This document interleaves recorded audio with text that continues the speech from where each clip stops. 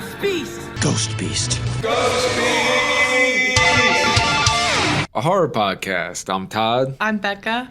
And we're going to watch every horror movie ever made together. So, like 3 weeks ago, we watched I Know What You Did Last Summer from 1997. It's directed by Jim Gillespie, who directed a lot of movies that I don't recognize. But it was also written by Kevin Williamson, who I basically just learned he wrote like Scream. I think he wrote a lot of the Scream movies. Oh. He also wrote Sick, which is a recent slasher that we really liked.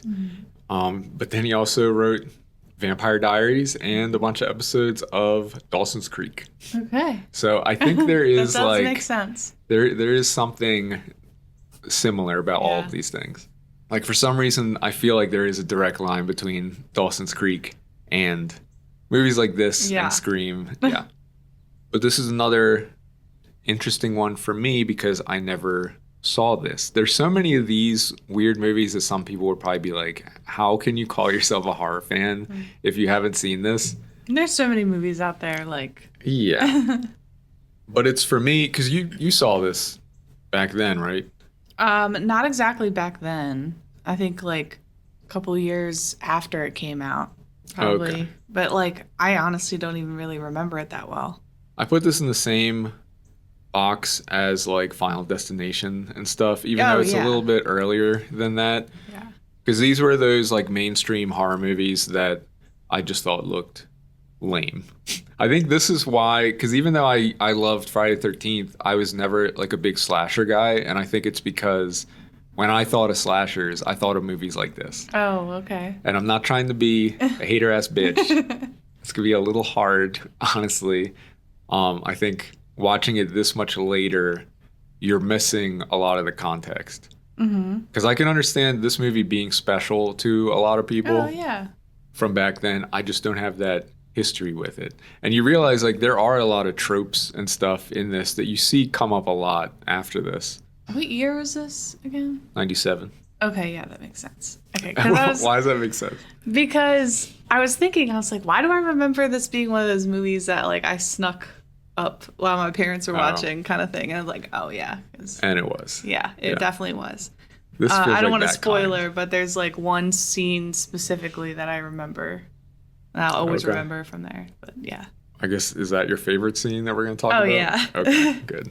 But yeah, I guess my biggest takeaway is we just watched the Creepshow movies again. And this definitely, it is that style of story. And I think maybe that's part of why it just felt like a little generic, I guess. Because I think both Creepshows have a story like this. Like there's in Creepshow 2, there's literally the hitchhiker story, which is just this, but from the 80s.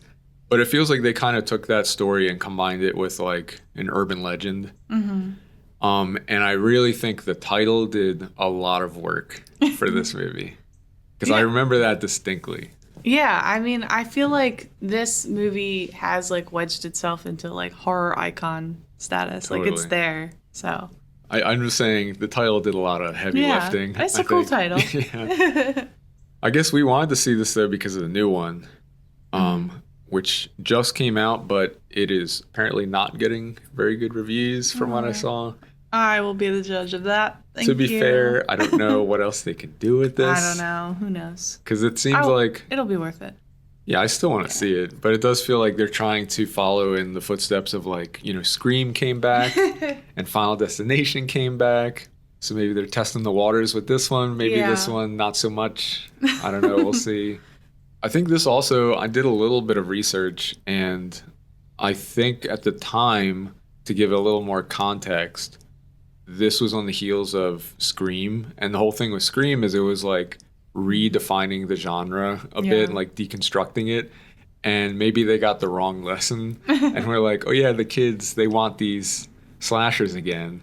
But this has like none of that. Yeah. And I think that's my biggest complaint is just, I don't know, it felt very tame and kind of one note. Like it felt like really stretching this concept out a lot. And the story felt very convoluted for some Yeah. reason. We'll get into that in spoilers, but like it wasn't just me, right? Oh no, I was definitely lost. Like I definitely like got lost and had to figure it out in some areas. There was just so much information Yeah. about the killer. It seemed so simple and they made it so complicated. I mean, I think the most effective part of the story is just the setup, the whole idea, because we didn't even talk about that because it feels like everybody just knows what this Yeah. is. But it's a very simple setup of these kids who seem to have like these big, bright futures. They're all like excited about Yeah. what's about to happen to them. And oh, our lives are about to change. We're going to college. And then, yeah, they get drunk and accidentally hit someone Yeah. while they're partying. And then it becomes about like, well, this is going to ruin all of their lives. So it really is like the way it builds up to that. They at least make it make sense. Yeah. Why these kids are like so desperate in this situation. But they decide to dump the body. And then the story really picks up a year later when they get that letter. Which seems like a very long year. It seemed like a lot of things Yeah. happened in that year, but I don't That know. was fun. I guess we could save that for Yeah. spoilers, but they try really hard to make it feel like, Like, hey, a lot of time passed. Time has passed. You got it. They had very busy lives during that year. But yeah, I don't want to hate. I can appreciate its place in history. I guess the biggest thing is like the stuff with the killer. The killer himself seemed very generic. It just felt like they referenced that urban legend about the guy with the hook hand Yeah. and the date in the car, which everyone knows, because the hook feels a little forced. Right? Yeah. Well, it's funny because now I think I made a connection between okay, this isn't gonna make sense to you, but it's SpongeBob and How do you always find a way to reference SpongeBob? okay, but people who know that there's the hash slinging slasher. Okay. And that's looks very similar. Like iconography happening there. I mean, is it just a raincoat and a hook? No, not a hook. Okay. Oh, you're pulling it up. Yes. Didn't you? I think you referenced SpongeBob in A Violent Nature. Like, I can't help it. Okay. A spatula. Yeah. Okay. Why? Why are you making it weird? It's funny. I'm not making it weird. It is funny. I see it. Okay. Okay. But it's actually this guy. But that's just his shadow. Okay. Spoiler alert. Okay. Thank you for the lesson. We're gonna have to do that for every episode. How does this What remind episode you of of SpongeBob? Yes. But it was still, yeah. I think it's like the killer is not super interesting. Let's be real. Okay. I just don't consider them to be that iconic compared to the other ones. And then the kills themselves are just kind of like they feel very bloodless Yeah. and very tame. And I just think maybe the story isn't good enough to keep up with all that. I don't know. Again, not trying to hate. That's just my like if I'm giving my honest opinion. Yeah, no, I understand. I still thought it was fun to watch. Yeah. And like I said, I think if I had been more open to this stuff in '97, maybe I would have enjoyed it more back then. But I'm glad I saw it. Yeah, I think it's a fun movie. It's not like doing anything too crazy. It definitely has a feel of like maybe there were producers on the movie that are like, I don't know about that. We got to cut yeah. that. You know, there might have been something cooler happening behind the scenes. Who knows? But I think it's still a good movie. Yep, and we still got to watch the new one, even though there are 2 sequels to this one, which I don't know if I can barely do it. remember. I don't know if I can do that. We're going to have to just for the sake of Yeah. completion, but not looking forward to it. Let's be real. But the other nice thing is, as far as content warning, there is no content warning because this is definitely very tame. Yeah. It doesn't tackle any complicated subjects or anything, really. Yeah. It was fun. I don't know what else to say without getting spoilers. Do you have anything else? No. Let's get to spoilers. Did anyone think this was scary back then? I don't know. Like, I remember me specifically as a kid, I remember seeing like parts of scenes, I Yeah. guess, just from like peeking my head in, like, what are they watching? Oh yeah. Is that where your favorite scene came from? So what was that? It was the crabs in the trunk. Oh. I Yeah. don't know why. I think as a kid I was like, what the It's fuck probably is the that? most shocking part Yeah. in a movie that's otherwise pretty tame. Yeah. Yeah. And that was one of the things. So like, I don't think I unpacked the mystery completely until I read about it just now Yeah. because it is like, it's so convoluted.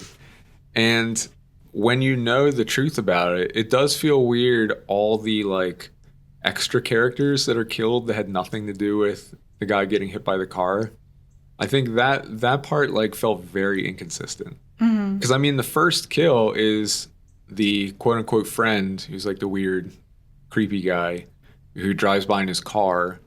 I guess you could explain it as like maybe he was mad that he didn't do something about it, but how did he even know he was there? I don't know. It felt like a way to just like shoehorn in the hook weapon because he happens to work at this like crab facility where they just have these big hooks. It does, on a surface level, kind of make sense, like a fisherman serial killer. Well, yes, thing, but I'm saying which is like kinda cool. they have to explain why he has the Yeah, hook, and he yeah. just finds it there, and then I guess just keeps it for 4 more movies. Yeah, I guess it's like following a formula. Like it has to be like that Jason moment where it was like, oh, Yeah. he found this, and yeah. Yes. I think now as an adult, I remember as a kid it was scary. I was like, what the heck? But as when I watched it later, when I got older, and then watching it again now, I just think it's such a cool scene. Like that's just Yeah. so cool. And I think there's a little bit of a bias being from Maryland, and you're like, yeah, crabs. Okay. Yeah. Yeah, I don't know. I think it's cool. I That's a thought it was Maryland cool thing, scene. getting Yeah. excited by crabs. Yeah. I feel like the effects there were pretty effective. It looked pretty creepy. Mm-hmm. But then later, you have the part with Jennifer Love Hewitt in the ice that is Yeah. like very much not ice. I figured that was your favorite scene. No, Oh, it's not? no, I just thought that was funny because she didn't seem cold Well, or anything. no, It was just because like, they that had- is so not ice. Yeah, it was like little plastic blocks. We were laughing about that. I think they could have made them look cold or something with some like lighting or fog Yeah. or something, guys. Come on, that wasn't convincing. I also did write down toadstool hat on the topic of Jennifer Love Hewitt. Because remember those weird 90s hats that they had in the movie that always looked so stupid? I But think they're so cute. I've always noticed girls seem to love that I shit. think they're so cute. I just think they look so dumb. Yeah, I love Tia and Tamara had in the They had the toadstool hats. yeah with the little rose, little denim rose. I thought those. I've always wanted one of those hats. They're so cool. The movie is very 90s in some of those ways. Yeah. Even the cast, like all 4 of them, are just like, Well, Freddie Prinze Jr. is Yeah. 90s. they're the prototypical 90s Yeah. actors. That's the thing, like each of the 4 characters, they're very tropey, you know? They're very much like, oh, the smart, nerdy girl who's like the girl next door. And then you have the jock guy who's way too angry for no fucking reason all the time. Yeah. And then the girl who What's happening? I don't know. I would just play with these. I kept hearing clicking. Then we got the beauty pageant winner who you would expect to be a much shittier person, but she was actually like a pretty normal character. Yeah. Right? Yeah. And then you just have Freddie Prinze Jr. Yeah. playing Freddie Prinze Jr. It's just that guy, Yeah. that heartthrob guy. Yeah. We talked earlier about the jump in time of a year. Yeah. A lot of things happened in that year. Yeah. It just felt like, yeah, they were really forcing it, like the idea that all this time passed. Yeah, I think when we were watching it, I remember being like, wait, how much time passed? Where 5 are years we? later? But that was like the one interesting thing in the story is seeing how, I guess, the guilt of what happened was influencing their lives. So like all their fucking futures were just Mm-hmm. Yeah. ruined Yeah. anyways. Even like Jennifer Love Hewitt's character, who seemed the most, I guess, successful because she was going to school, Yeah. but she was like super distracted and depressed all the time Yeah. and anxious. You might be able to escape consequences, but probably not PTSD. That was exactly what I was going to say. Yes. Wait, really? Yeah. Can't escape PTSD. Yeah. So the explanation for the story, though, was Okay, so I guess what we pieced together, Okay. they thought they killed a guy who killed his girlfriend in a car accident. Yes. So they were like pursuing that. I guess that was like the fake out Yeah. lead that made them all super sad. Yeah, because they found that guy's ID, I think. Yeah. It was, yeah. Something Well, like that. they found like he drowned in that lake Yeah. that day. Yeah. And they thought, and it was blamed on suicide. Yeah. And so that's like the thing that's making them full of guilt. Yeah. But then you find out it's a much bigger story about that girl's dad killing him in there on the same day. And I guess he was like leaving when they hit him with the car. And it's just, that was funny to me that it felt like they were really twisting it in knots to make this a bad dude. So it wasn't just like some regular nice dude.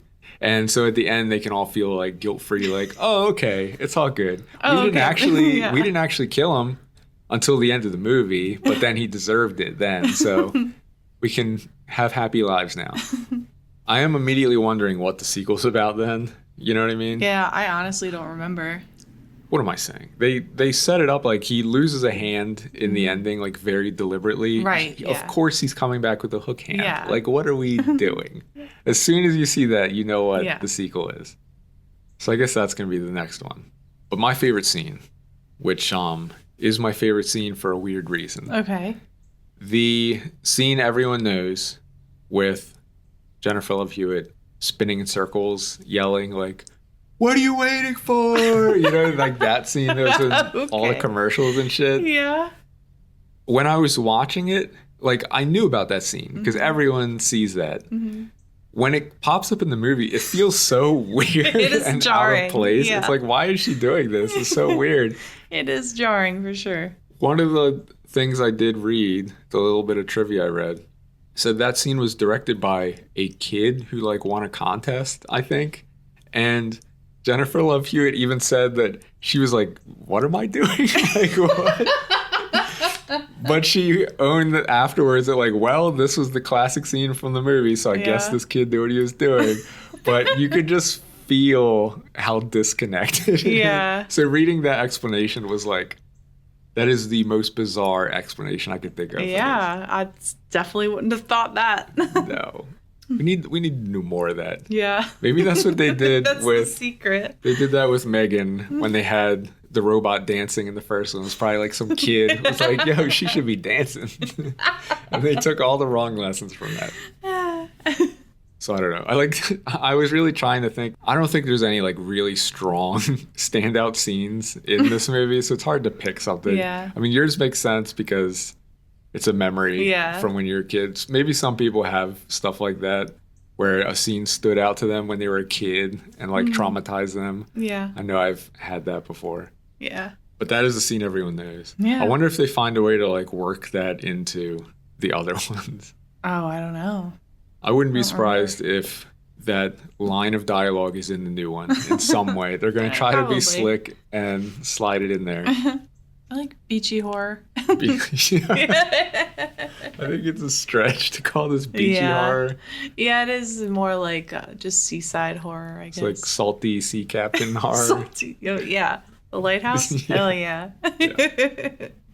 Oh, you like that subgenre too? Yeah. Yeah, I'm I down guess with I that. do. There is something menacing about a rain slicker. Yeah. It's funny Slicker. that they keep having like there'll be people like in the crowds wearing that shit. And it's Yeah. like, I guess they're trying to paint it as like, hey, it's a seaside town. A lot of people wear these, but they all look super menacing Yeah. and terrifying. Scary. Yeah. But it was fun. We'll have to watch the next two and the new one. Unfortunately. But that's all I got. Do you got anything else? I think another thing that really stood out to me was the crab scene. Look, I got a Just lot. can't- There's a lot of input for This the shit crab scene. is ingrained in your psyche. Well, is the sound design too, and they had the little scratching claws. Little That's skittering great. noises. Yeah, Yeah. yeah, I like It that. was very creepy. It's very creepy. Okay, So, I gotta give credit where credit's due, I guess. I think I did read that it scared Jennifer Love Hewitt Oh yeah, when she first saw it. Yes. it's creepy. How'd the movie hold up for you? Oh, I think it's just about the same. Like, I mean, I don't think I was like, super impressed when I saw it, and it was like, Yeah. oh, okay, like that's where that scene's from. Okay, but I mean, it's still good, and I think I still feel the same way. I still think it's good. It's kind of middle of the road. Maybe that's Yeah. the worst part about it. Yeah. It's not bad. I think there's a universe where this story could be pushed a lot further, and I would really like to see that. I think that because I like the concept. Fisherman with a hook hand. Yeah, I like Killer. that. Yeah. That's cool. I'm wondering now if they're going to have to do a new mystery for all of these about the killer, because that seems like central to the story too. Yeah. If you just know who the killer is and it's just a hook hand guy killing them, that seems kind of very one-dimensional. I'm gonna guess that's what they do in these. Yeah. It's always gonna be like a mystery. I mean, it's kind of like Scream too. Mm-hmm. You can go to ghostbeast.com for all our links. You can also search for Ghost Beast Pod. And you can follow Ghost Beast on Letterboxd, where we rank everything we cover. Okay, I put it above the Green Inferno and below Wolfman. Okay, I'm sorry. What a sandwich it is in. Seriously. I don't know what That's that means. 2024 Wolfman, or 2025. Yeah. Oh, yeah. The new Wolfman.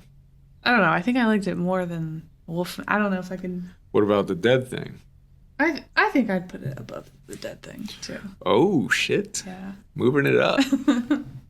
Does that work for you?